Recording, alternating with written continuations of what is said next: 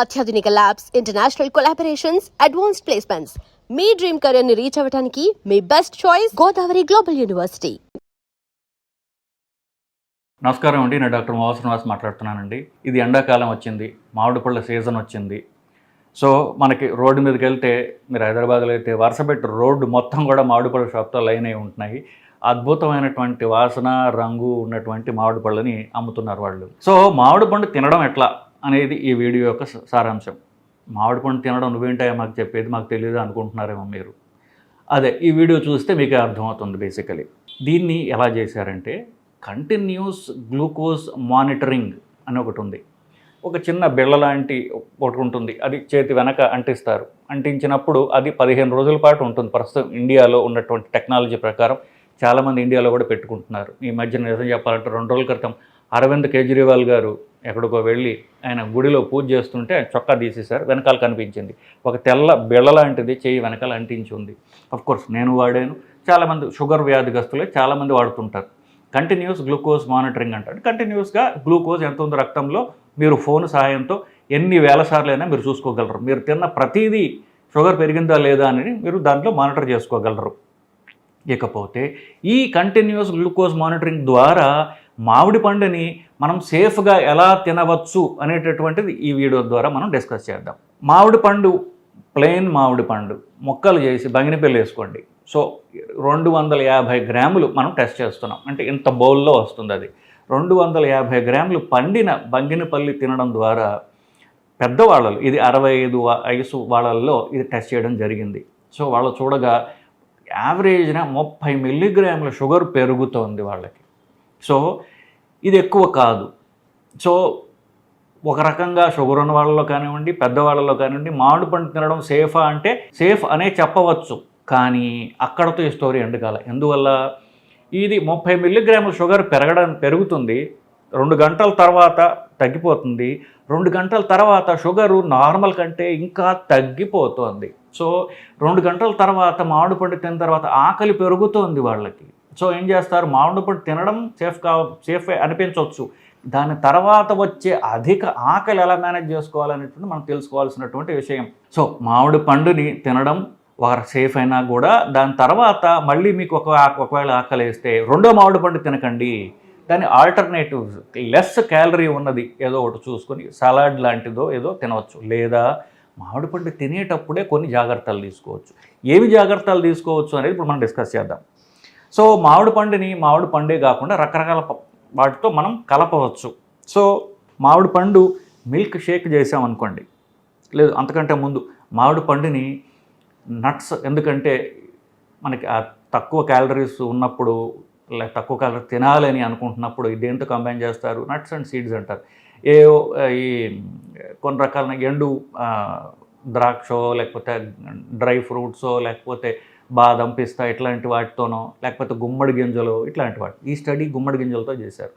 గుమ్మడి గింజలు తర్వాత జీడిపప్పు, ఈ రెండింటిని కలిపి మామిడి పండు తినడం ఈ స్టడీ చేసింది, ఈ స్టడీలో ట్రై చేసింది. సో గింజలు, జీడిపప్పు అలాగే గుమ్మడికాయ గింజలతో తినగా 16 మిల్లీగ్రాములు మాత్రమే షుగర్ పెరిగింది.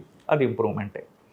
నెక్స్ట్ మామిడి పండుని మిల్క్ షేక్ చేసుకుని తినగా మామిడి పండు ఎంత అంటే జస్ట్ పాలతోనే, షుగర్ లేకుండా మామిడి పండు పాలలో వేసి గ్రైండర్లో వేసి షేక్ చేసి తాగితే పాల ద్వారా ఆల్మోస్ట్ మామిడి పండ్లు మారలేదు. అది 30 పెరిగితే ఇది 28. సో ఆల్మోస్ట్ అంతే. సో పాలు వేయడం ద్వారా మామిడి పండు యొక్క క్యాలరీస్ ఒక్క రవ్వ తగ్గే తప్ప పెద్ద తేడా లేదు. సో ఫస్ట్ 16 ఏమిటి, నట్స్ యాడ్ చేస్తే 16 పెరుగుతుంది, పాలు యాడ్ చేస్తే ఆల్మోస్ట్ అంతే, ఎలా ఉందో అలాగేనే ఉంది, 28కేనే ఉంది. ఇకపోతే ice cream, vanilla ice cream add చేసి చూస్తారు. వెనీలా ఐస్ క్రీమ్ యాడ్ చేసి చూస్తే ఏమైంది తెలుద్దాం, షుగర్ లేని తక్కువ ఉన్నటువంటి వెనీలా ఐస్ క్రీమ్, అది ఒక లండన్ డైరీ అనేటటువంటి ఐస్ క్రీమ్ యొక్క వెనీలా ఐస్ క్రీమ్ వేసి చూడగా 57 మిల్లీగ్రాములు పెరిగింది. ఆల్మోస్ట్ డబుల్ అయింది. మామూలుగా మామిడి పండు కంటే మీరు ఐస్ క్రీమ్ యాడ్ చేయడం ద్వారా స్పైక్ డబుల్ అయింది. 57 ఆల్మోస్ట్ 60, 30 అలా 60 అయింది అనమాట. సో ఐస్ క్రీమ్తో ఎప్పటికీ మిక్స్ చేయరాదు. ఇంకా అన్నిటికంటే బెస్ట్ ఏంటంటే, మామిడి పండుతో 30 పెరుగుతుంది కదా, మీరు అది మజ్జిగతోటి, మజ్జిగ అన్నం కాదు, మజ్జిగతోటి మీరు కనుక మామిడి పండుని మిక్స్ చేసినట్లయితే 30 తగ్గుతోంది. ఇప్పుడు దాకా అన్నీ పెరిగాయి. మామిడి పండు 30 పెరుగుతుంది, దానికి మజ్జిగలో యాడ్ చేస్తే 30 పెరుగుతుంది, 30 తగ్గుతుంది, సో 0 అయిపోతుంది. మామిడి పండు తినడానికి అతి సేఫెస్ట్ రూట్ ఏంటంటే మజ్జిగలో కలపడం, అన్నంలో కలపడం. మజ్జిగ అన్నంలో కలపడం కాదు, ప్యూర్ మజ్జిగ. ఇన్ఫ్యాక్ట్ చాలామంది పాత తరం వాళ్ళు చూసేవాడు, మా తాతగారు, మా ముత్తాతగారు వీళ్ళందరూ కూడా మజ్జిగ అన్నంలో ఎండాకాలంలో మామిడి పండు వేసుకునేవాళ్ళు. సో అన్నం తీసేసి ప్యూర్ మజ్జిగ వేసుకుంటే మామిడి పండు సేఫెస్ట్ అని చెప్పేసి మన కంటిన్యూస్ గ్లూకోజ్ మానిటరింగ్ చెప్తోంది.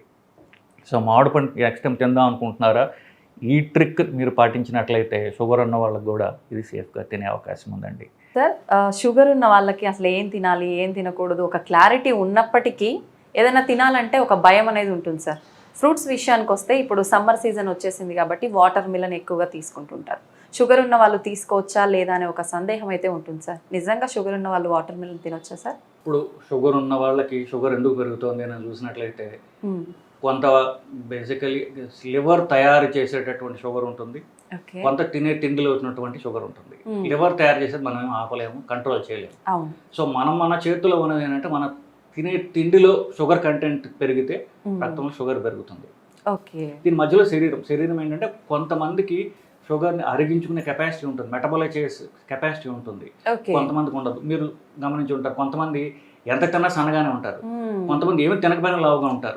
సో వాళ్ళకి వీళ్ళకి తేడా ఏంటంటే వాళ్ళకి మెటబాలిజం బేసికలీ. సో అది part of that is sugar. అంటే షుగర్ తిన్నప్పుడు దాన్ని ప్రాసెస్ చేసి బ్లడ్ గ్లూకోజ్ పెరుగుతుంది. ఆ ప్రాసెస్ చేసే ఇంజిన్ ఏదైతే ఉందో ఆ కెపాసిటీ మనిషికి తేడా ఉంటుంది బేసికలీ. కొంతమందికి బేసికలీ ఇదేంటంటే మన పేగుల ద్వారా వచ్చేటటువంటి షుగర్, తినేటటువంటి వాటిల్లో షుగర్ కంటెంట్ ఎక్కువ ఉంటే బ్లడ్లో షుగర్ పెరుగుతుంది. ఇది అఫ్ కోర్స్ వయసుతో కూడా కాస్త తగ్గుతూ ఉంటుంది. అది అంటే దీన్ని ఓవర్ కాంప్లికేట్ చేయకుండా ప్రస్తుతానికి ఇది. సో మన తిన్న దాంట్లో షుగర్ కార్బోహైడ్రేట్స్ ఎక్కువ ఉంటే షుగర్ పెరుగుతుంది. కార్బోహైడ్రేట్స్ అంటే ఏమిటి బేసికలీ? కార్బోహైడ్రేట్స్ అంటే మనం తిన్న దాంట్లో రైస్, రొటీన్గా తినమట్ల రైస్, షుగర్, పండ్లు, దుంపలు, ఇవి బేసిక్ సోర్సెస్ ఆఫ్ కార్బోహైడ్రేట్ మన డైట్లో. వీటిలో అధిక శాతం మనం రైస్. పండ్లు అందరూ రోజు తినకపోవచ్చు, కొంతమంది తింటారు, కొంతమంది ఎప్పుడో ఒకసారి తింటారు. షుగర్ కోర్స్ కొంచెం వేసుకుంటారు, టీ కాఫీలు ఎక్కువ తింటారు. కొంతమంది రోజు స్వీట్లు తినేవాళ్ళు ఉంటారు, తక్కువ ఉంటారు. ఇకపోతే పండ్లు, నాలుగోది దుంపలు. పండ్లు కూడా చెప్పినట్టు కొంతమంది రోజు తింటారు, కొంతమంది తినరు. దుంపలు కూడా చిన్నపిల్లలు ఎక్కువ పెడతారు, పెద్దవాళ్ళు తక్కువ తింటారు, కానీ రెగ్యులర్గా కొంతమంది తింటారు, అది పెద్ద ఎక్కువ ఉండదు. So main content rice. So rice తినడం ద్వారా బ్లడ్లో షుగర్ పెరుగుతోంది. మిగతా ఇవి అఫ్ కోర్స్ దీంతో యాడ్ చేస్తే, ఫర్ ఎగ్జాంపుల్ ఇప్పుడు మీరు ఆలుగడ్డ, బంగాళదుంపతో రైస్ తిన్నారు, లేకపోతే ఇట్లా ఈ కాంబినేషన్స్ తోటి అవుతుంటే ఇంకా పెరుగుతుంది బేసికలీ. వీటిల్లో ప్రధానంగా రైస్ తగ్గించి అందుకు చెప్తాం, మిగతా తక్కువ క్వాంటిటీస్లో ఉంటాయి అనేది. సో ఇప్పుడు నెంబర్ 2కి వస్తే పండ్లు. ఇప్పుడు మీరు పుచ్చకాయల గురించి మాట్లాడారు బేసికలీ. సో ఇది మనం కొంచెం టెక్నికల్గా చెప్పాలి అంటే, ఇప్పుడు పుచ్చకాయకి, ద్రాక్ష పండుకి, జామకాయకి తేడా ఉంది. తింటే తెలుస్తుంది కదా, ఇది తీపిగా ఉంటుంది, అవన్నీ తీపిగా ఉండదు. దీనిలో వాటర్ కంటెంట్ ఉండొచ్చు గాక, కానీ తీపి ఎక్కువ ఉంటుంది. దీన్ని గ్లైసిమిక్ ఇండెక్స్ అంటారండి. సో గ్లైసిమిక్ ఇండెక్స్ అంటే మన తిన్నటువంటి ఒక మోతాదులో షుగర్ ఎంత ఉన్నది అని. కొన్ని పళ్ళలో ఇది ఎక్కువ ఉంటుంది, తీపిగా ఉన్న పళ్ళల్లో. ఫర్ ఎగ్జాంపుల్ ఇప్పుడు పుచ్చకాయలు, మామిడి పళ్ళు, ఇది తీపిగా ఉండే అరటిపండు, ఇట్లాంటివి. ఇవి తక్కువ ఉన్నవి ఏమిటి? ద్రాక్ష, జామకాయ, ఇట్లాంటి వాటి తక్కువ ఉంటుంది. ఇంకొకటి చెప్పాలంటే మధ్యలో ఖర్జూరం స్వీట్గా ఉంటుంది బాగా. సో దాంట్లో గ్లైసెమిక్ ఇండెక్స్ ఎక్కువ ఉంటుంది. సో ఏదైతే అంటే మనం టెక్నికల్ కాకుండా జనాలకు అర్థమైన రీతిలో చెప్పాలంటే, తీపిగా ఉన్న పండ్లు అవాయిడ్ చేస్తే మంచిది, పండ్లు మొత్తం అవాయిడ్ చేస్తే ఇంకా మంచిది.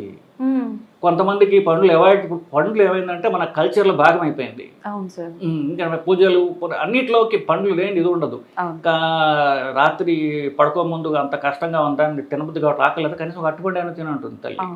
ఎందుకు? పండ్లు అనేవి అంత భాగం అయిపోయాయి. సో పండ్లు తీసేయి అంటే జనాలు నచ్చట్లా బేసికలీ.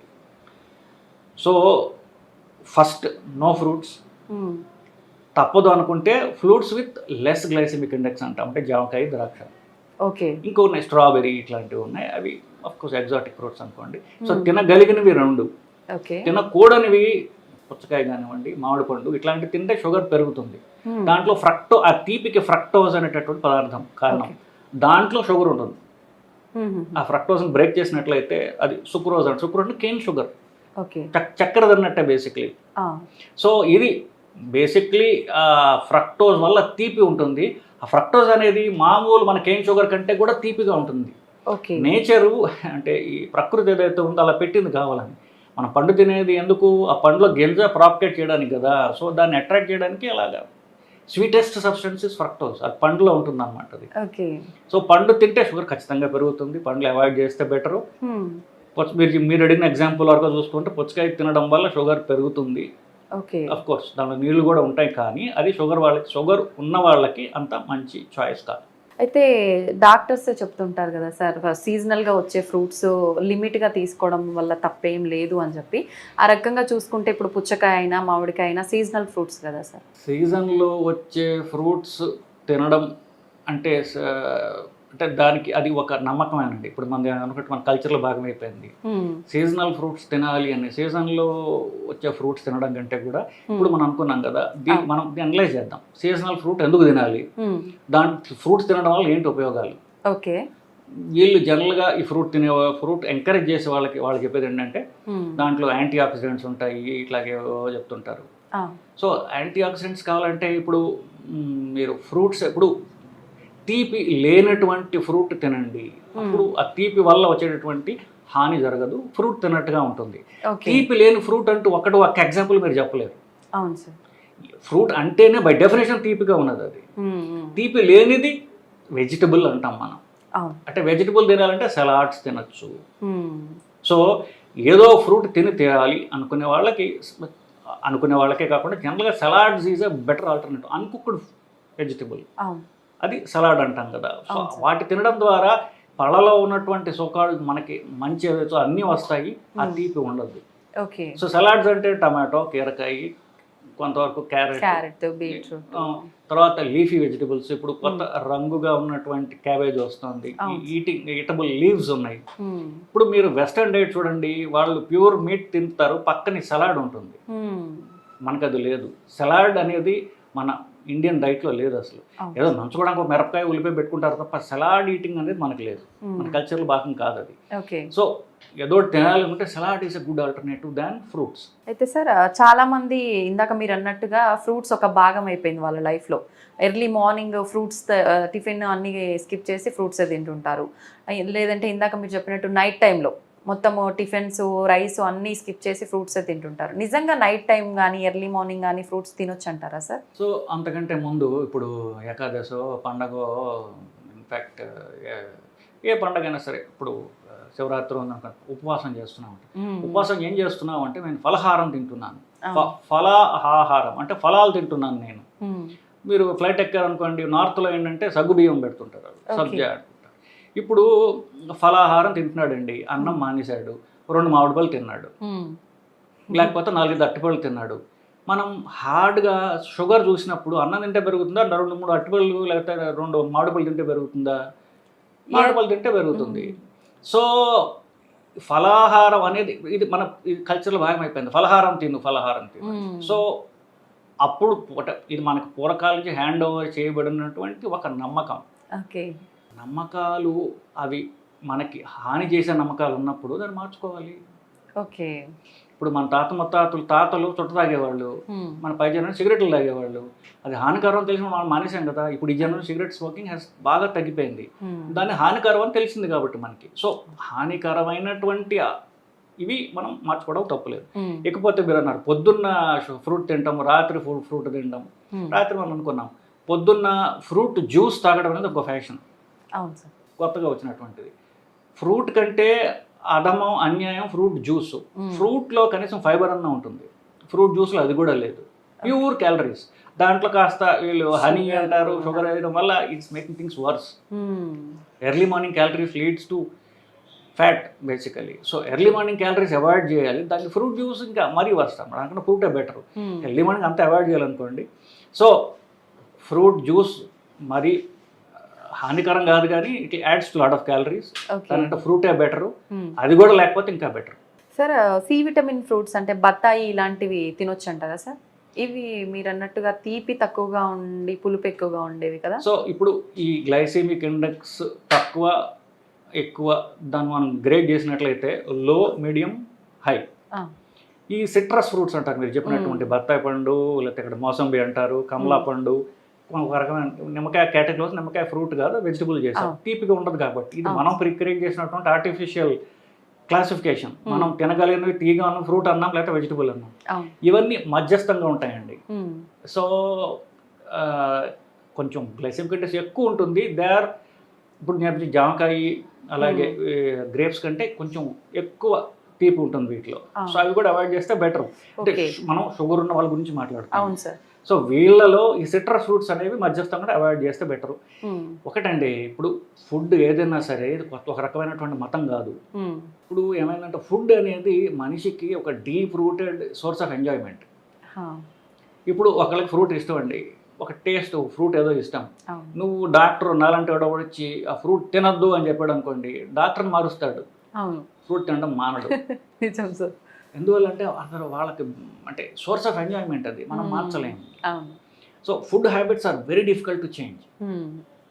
సో మనం ఏంటంటే దాన్ని you have to work with what they like. దాన్ని కొంచెం మాడిఫై చేయడం ద్వారా, ఇప్పుడు ఫ్రూట్ నాకు ఇష్టము, ఎప్పుడో ఒక చిన్నప్పుడు ఎవరికో కమలా పండు ఇష్టం అనుకోండి, వారానికి ఒక తొన తిన్నప్పుడు టేస్ట్ కడుపు నింపుకోవడం కాదు, టేస్ట్ కోసం, టేస్ట్ ఆఫ్ ఇట్, కడుపు నింపుకోవడం. సో ఎప్పుడో వారానికి ఒకసారి ఒక తొన 2-3 తొనలు తినడానికి నష్టం లేదు. దీన్ని స్ట్రిక్ట్ గా చెయ్యాలి అనేటటువంటి ఒక స్ట్రిక్ట్ దానిలో పెట్టుకుంటే mind will rebel.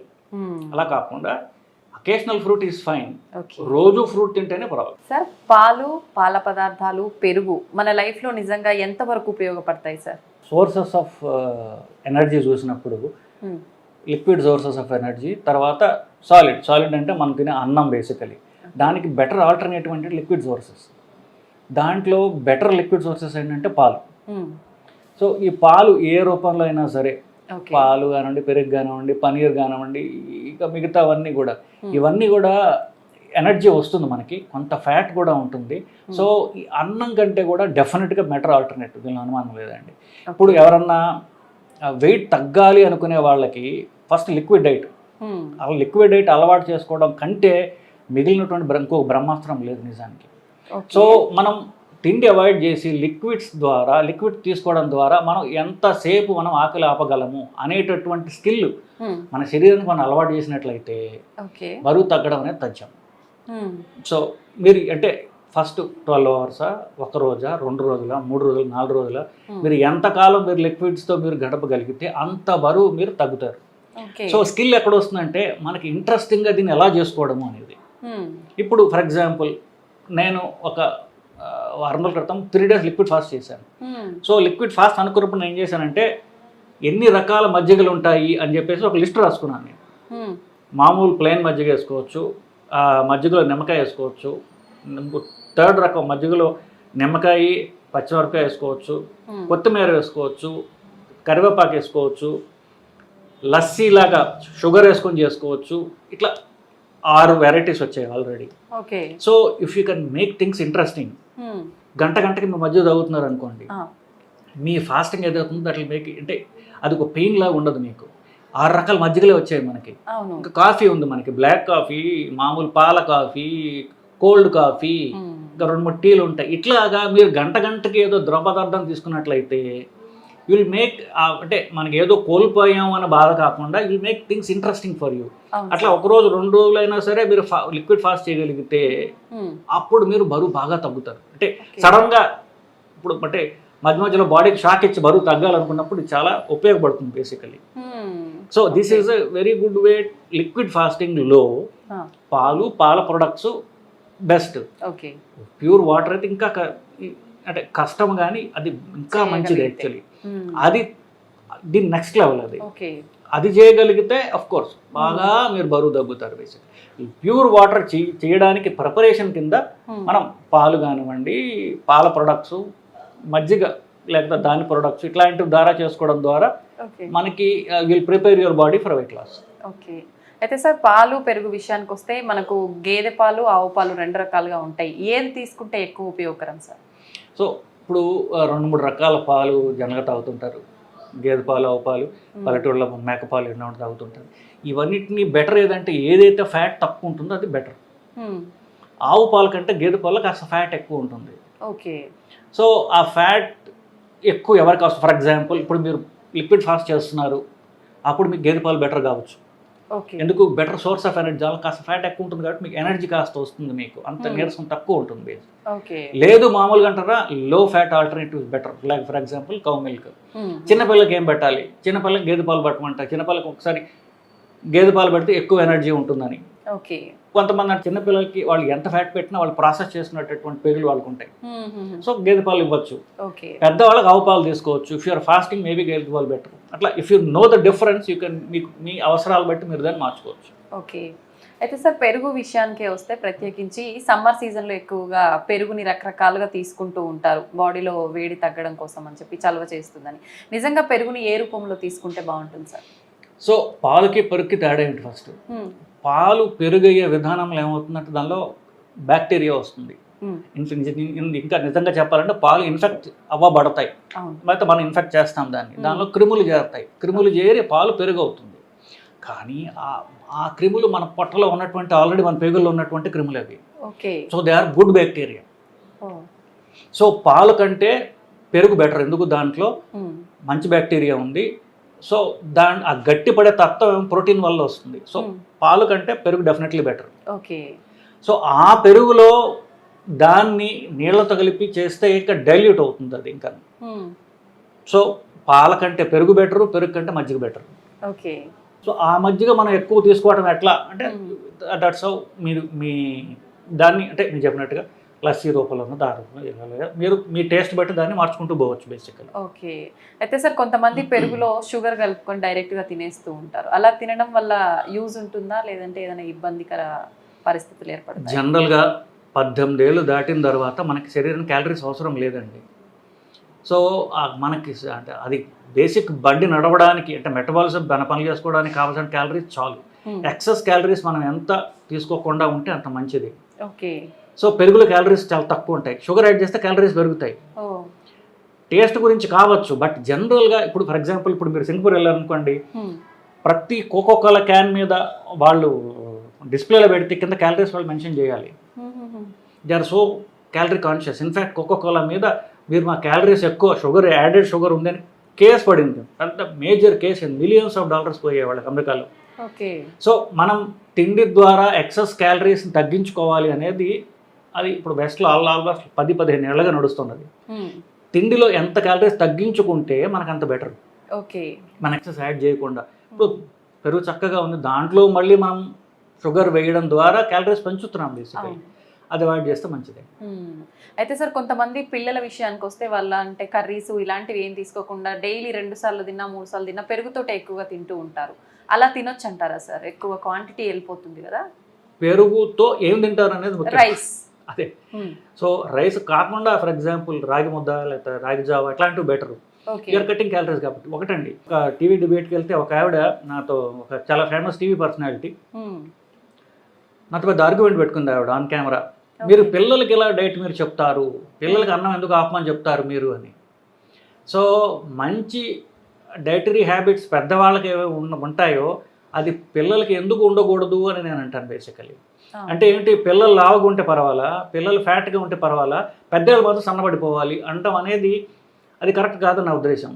So obesity అనేది ఇప్పుడు చైల్డ్హుడ్ ప్రాబ్లం అయిపోయింది ఇండియాలో. సో ఎక్కువ ఫ్యాట్ తక్కువగా ఉండాలి, ప్లస్ మనం ఏంటంటే మన పిల్లలు అది తింటారు. ప్రతి వాడికి బెస్ట్ ఫుడ్ ఏంటంటే వాళ్ళ అమ్మ వండింది, దాంతో కంపేర్ చేసుకుంటాడు మిగతావన్నీ. వాళ్ళ భార్య వండినా ఎవరు వండినా వాళ్ళ అమ్మ is not the best cook in the world. ఆవిడ చాలా ఫాల్టీ కుక్ కావచ్చు, వాడికి అది అలవాటు అంతే. సో ఆ టెంప్లెట్ మీద పోతుంటారు కాబట్టి మన పిల్లలకి మనం తినేదాన్ని హ్యాబిట్స్ బట్టి వాళ్ళకి వస్తుంది. మనము ఫుల్గా రైసు, ఈ బూరెల్లో నూనె వేసుకుని నెయ్యి వేసుకుని తాగడం ఇట్లాంటివి మనం అలవాటు చేస్తే అలాగే తయారవుతారు వాళ్ళు. ఓకే. అంటే వాడు పెద్ద అయిన తర్వాత వాళ్ళకి వచ్చే జబ్బులకి మనం ఇప్పుడు బీజాలు నాటుతున్నాం బేసికలీ. ఓకే. సో మనం మంచి హ్యాబిట్స్ అలవాటు చేసుకోవాలి, పిల్లలకి అదే అలవాటు చేయాలి. ఈ రైస్ మానేయడము, లెస్ క్యాలరీ ఆల్టర్నేటివ్స్ మనం తింటే మన పిల్లలకి అలవాటు చేస్తాం. వాళ్ళు హెల్తీ డైట్ తింటారు, వాళ్ళు హెల్తీగా ఉంటారు ఫ్యూచర్లో. అవును సార్. సో పిల్ల లేదు పెద్ద లేదు అందరూ కూడా క్యాలరీస్ తగ్గించి తినడం అనేది మనం అలవాటు చేస్తూ మా పిల్లలకి అలవాటు చేయాలి. నిజం sir. Thank you sir. Thank you. నమస్కారం అండి.